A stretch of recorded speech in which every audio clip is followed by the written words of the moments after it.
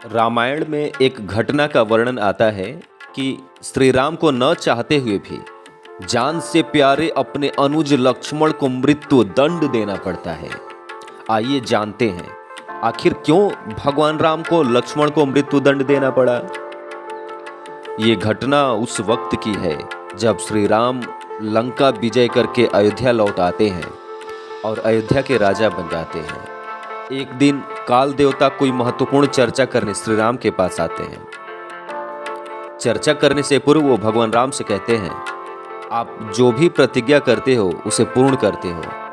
मैं भी आपसे एक वचन मांगता हूँ कि जब तक मेरे और आपके बीच वार्तालाप चले हमारे बीच कोई नहीं आएगा और जो आएगा उसको आपको मृत्यु दंड देना पड़ेगा। भगवान राम काल को ये वचन देते हैं। राम लक्ष्मण को यह कहते हुए द्वारपाल नियुक्त कर देते हैं कि जब तक उनकी और यम की बात हो रही है वो किसी को भी अंदर न आने दे, अन्यथा उसे उन्हें मृत्यु दंड देना पड़ेगा। लक्ष्मण भाई की आज्ञा मानकर द्वारपाल बनकर खड़े हो जाते हैं। लक्ष्मण तो द्वारपाल बने कुछ ही समय बीतता है कि वहां पर दुर्वासा ऋषि का आगमन होता है। जैसा कि आप जानते हैं कि दुर्वासा ऋषि बहुत ही क्रोधित होने वाले ऋषि होते हैं। जब दुर्वासा ने लक्ष्मण से अपने आगमन के बारे में राम को जानकारी देने के लिए कहा तो लक्ष्मण ने बड़ी विनम्रता के साथ मना कर दिया। इस पर दुर्वासा क्रोधित हो गए। उन्होंने संपूर्ण अयोध्या को श्राप देने की बात कही। दुर्वासा ऋषि को रोकने पर वो भड़क गए। उन्होंने धमकी दी कि वह अयोध्या और उनके निवासियों और पूरे रघुवंश को पर विनाश का एक भयानक शाप दे देंगे। उनकी इस शाप वाली धमकी से लक्ष्मण असमंजस में पड़ गए। लक्ष्मण ने पक्ष विपक्ष पर विचार किया। उन्होंने निष्कर्ष निकाला कि उनकी मृत्यु वास्तव में अयोध्या की पूरी आबादी के नष्ट होने की तुलना में बहुत कम क्षति होगी। इसलिए उन्होंने दुर्वासा को स्वीकृति दे दी और सहर्ष दंड प्राप्त किया।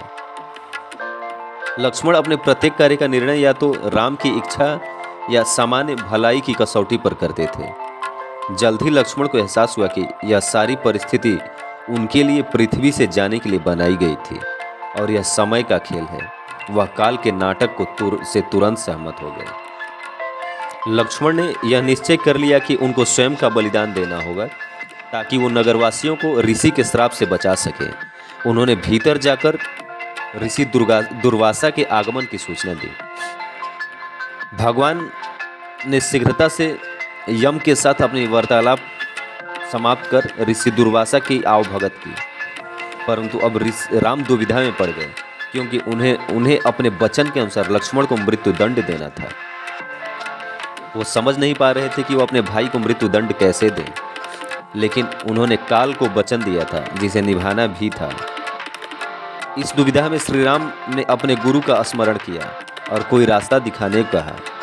गुरुदेव ने कहा कि अपने किसी प्रिय का त्याग उसकी मृत्यु के समान ही है, अतः तुम अपने वचन का पालन करने के लक्ष्मण का त्याग कर दो। जैसे ही लक्ष्मण ने यह सुना तो उन्होंने राम से कहा कि आप भूल कर भी मेरा त्याग नहीं करना। आपसे दूर रहने से तो यह अच्छा कि मैं आपके वचन की पालना करते हुए मृत्यु को गले लगा लूं। ऐसा कहकर लक्ष्मण सरयू नदी में जल समाधि ले ली। जब श्री राम को लक्ष्मण की मृत्यु के बारे में पता चला तो उन्होंने निर्णय लिया कि अब उनके अवतार को समाप्त करने का समय आ गया है। फिर उन्होंने अपनी जिम्मेदारियां अपने बेटों को सौंप दी और सभी को अलविदा कह दिया। भगवान राम सरयू नदी की गहराई में चले गए और गायब हो गए, अदृश्य हो गए। जल्द ही उसी स्थान पर श्री हरि विष्णु अनंत शेष पर आराम करते हुए प्रकट हुए और अपने भक्तों को आशीर्वाद दिया। जय श्री राम।